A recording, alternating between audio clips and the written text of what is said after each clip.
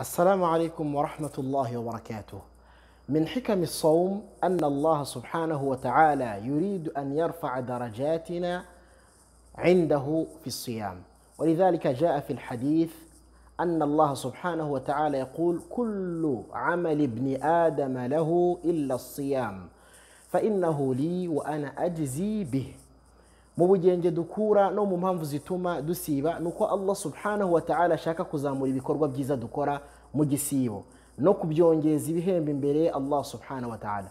Muri hadith al-Qudsi Allah aravuga ati: ibikorwa mwene Adamu byose akora, ibihembo byose birazwi, iwe arabizi uretse igisibo. Ubumenyi bw'igisibo uwabwisigarije ni Allah. Allah aravuga ati: mukuri igisibo ni icyanjye, ni nanjye uzi ibihembo byacyo. Bityo bavandimwe b'Islam, mu gaciro k'igisibo nuko Allah yisigarije ibihembo byacyo. Nta wuzi ibihembo by'uwasibye uretse Allah, kubera ko igisibo ni ibada iri hagati y'umugaragu na Allah. Kubera ko ushobora kwiherera ukarya ugakora ibyo ushaka, ariko ubu kureba ni Allah, ariko iyo uje imbere y'abantu ukihanagura ukagaragaza ko wasibye. Bityo Allah subhanahu wa ta'ala yisigarije ibihembo by'igisibo kugira ngo igisibo gigume hagati ye n'umugaragu we. Ibihembo byose ibikorwa byabyo birazwi uretse igisibo, uwasibye ibihembo bye bizwi na Allah wenyine subhanahu wa ta'ala.